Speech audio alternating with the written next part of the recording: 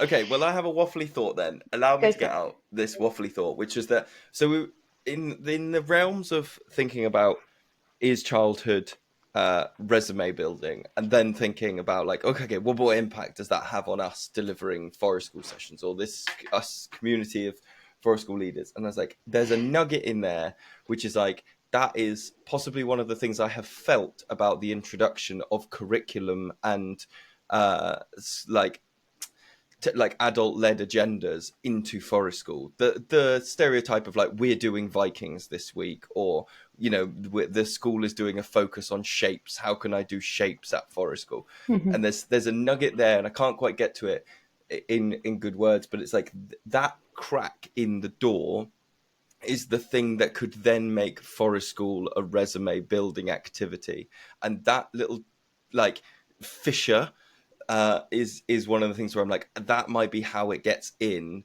and then it becomes because then you can.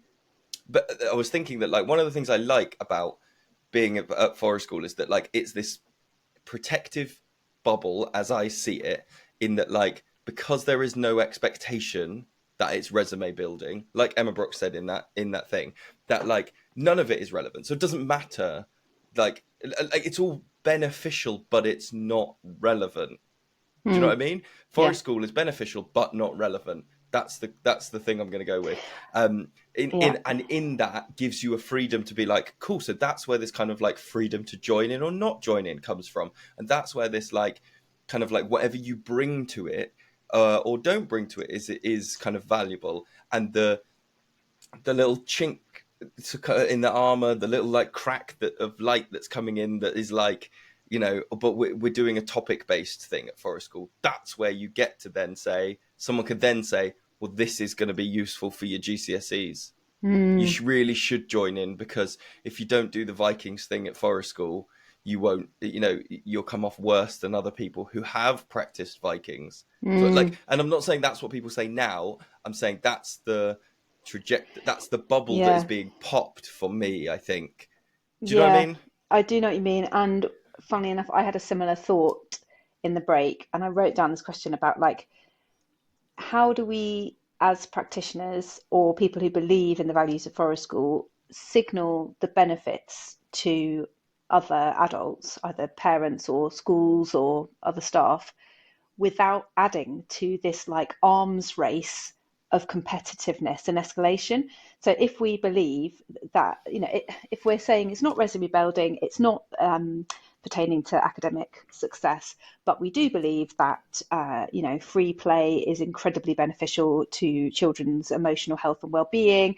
It's learning social skills and all those kind of holistic and soft skills and stuff.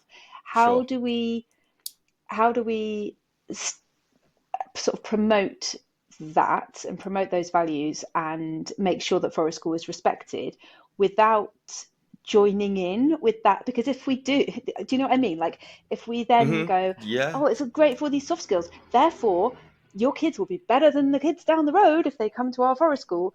Do you know what I mean? It's like, I how do do know what you you mean. how do you pitch it so that you're not, or do you just have to do that? Do you just have to, in like the So, current climate, in order to make a living, we all as practitioners have to advertise and have to, explain to parents why it's worthwhile and why it's worth their money if we're a private practitioner? Then is it inevitable?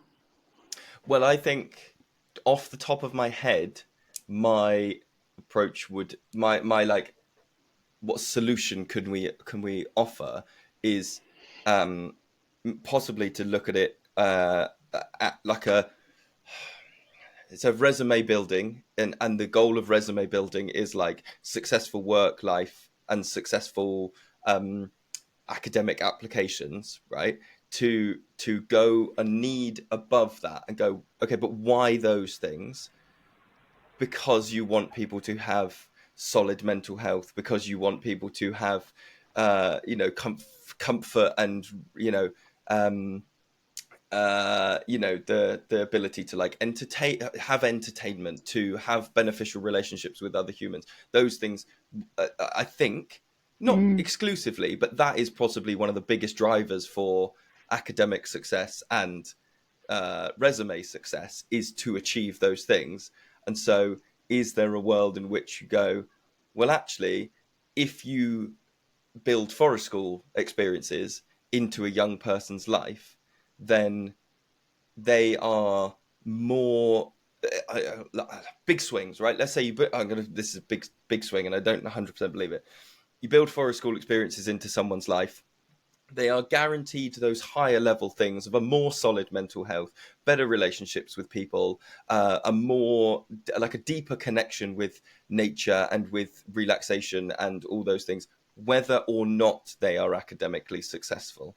And Mm, that's my big swing, and I don't wholeheartedly believe that, but that's my, like, if you were going mm, to take that to the extreme, what is forest school offering? It's yeah. potentially, I think you could argue that it offers insurance for those things. Yeah. I've just had a thought. But I could be challenged on Yeah. that. No, I think that's definitely possible. I was just thinking about taking a step back away from all of those messages, which all the message we're talking about is to adults to go, this is how you improve the life of your kid, whether Oh, it's like, sure, okay. and then if you go, hang on, maybe it's not about that. Maybe it's about the good of community, the good of the planet. Ooh, You're not sending your kid to forest school because it's good for them. It's not actually about that, even if we're talking about soft, holistic things that are good for their overall yeah. life Okay. Say more. well-being. Yeah, yeah, yeah. Keep going. You are sending your kid to forest school because it benefits society, it benefits the planet. You were mentioning Is connection it? with Is nature. this? Is It's this not similar just about to? Yeah. Go on. it's not just about connection to nature for the good of that person. And this is really hard to get your head around because we're living in a time where everything is about like the good of my little group. The individualism. It's Yeah. such individualism and it's such like, me and my little family, what's good. And you can totally see why, linking back to Oh, of the, course. the huge gap between rich and poor, which is just, increasing and increasing and increasing. Like in this Peter Gray article, he talks about how, actually put some numbers to it with the gap between rich and poor in America. I'm just trying to find it now. Um, but it's it's increasing across so many countries over the Yeah, last yeah. 50 years. So people are more fearful for their own loved And it ones just and builds, doesn't it? It themselves. just And spirals. The more people are exactly, self-concerned, the more exactly. self-concerned you have to be to survive, which then ups Yeah, the average, which then yeah, ups the average, and it goes on and on yeah. and on. Which I was talking to affects our someone. politics and who we vote Oh in and yeah, all that stuff. Go on. I was talking to someone the other day because so we were talking about there was a general talk about, because the UK, we've just had a load of budget stuff come out, and we were talking about budgets and stuff and taxes, and I made a joke about, because my home ed my kids, but my taxes still go to pay for schools, and someone else was saying, well, how do you think this was in a group of peers, it was very lighthearted, like we're all Mm, lefty leaning people, and he was like, well, I don't have any kids, how do you think I feel mm, about this thing? And I was like, right, I mean, we were talking about like, right, but one of the reasons we pay that is because we want to live in a world where people have a minimum level of education. It's beneficial for mm. us, for the community around us, to have some sort of safety net of like, yeah, I don't want to Exactly. be, where there's like, oh, those people like learned to read and no one else did, and that's Mm, the thing. yeah. um which is like, there's something in there, you're saying about like, you were saying that forest school is beneficial, and maybe unpicking like, maybe we could get away from that whole narrative of like its long-term benefit, because there's another part of that, which is like, if we're going to unpick that narrative of like resume building, and then one step removed is maybe to look at it and go, well, maybe this is community resume building. Mm, Do you know what I mean? To go like, we're building the yeah. the experience of the community. Okay, and then there's another, possibly either, I don't know if this is more extreme or just a different angle, but to go, well, what if you didn't view childhood as, in any way, as a prep for the future in the Mm. same way, like, because so much of stuff that we do now is like people go to the gym so that they'll be healthier in their old age, and people eat well so that, all the lots of what we're told to do, there's very It's future little that we give proofing. ourselves is future proofing, and very little that we give ourselves space to go, because it's fun in the moment, Yeah. because for right now it is fun, it's the most fun thing I can think to do. And obviously Yeah. if you go to extremes of that, there's dangers to that, but is there something to go look at this as a lens and go, well, forest school is one of the most fun ways lots of children can imagine spending their childhood. Mm. That's got to be a thing. That's not, like, if you Yeah. completely, and maybe that is part of what this article is talking about, in terms of like, if you remove the threats of having to future proof, Yeah. that you then start to go, look, well, because it's fun for them now. It's fun to do That is so now and in that renegade, moment. though, isn't it? It's so renegade. Can you imagine that being an acceptable message to relay as a teacher, for example? Like, Yeah.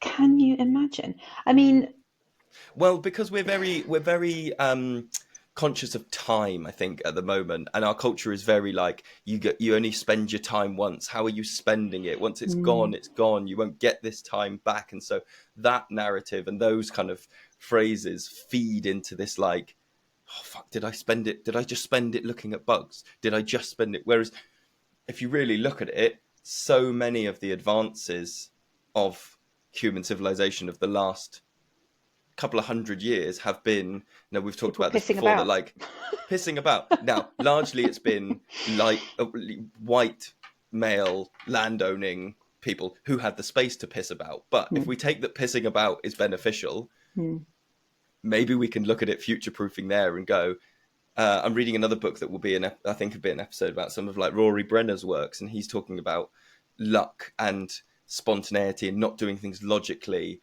and being like, maybe pissing about gives us the 1 in 1,000 chance of making some incredible discovery. mm. You know, and but if you go to an education system that is very like logical and regimented, and all of that stuff, then you don't have, the chance is 1 in 100,000. So yeah, it's not guaranteed, but nothing's guaranteed. Maybe it's just more pissing about. I mean, I'm down for that. Trying to make it an acceptable message that we should just all piss about more. I think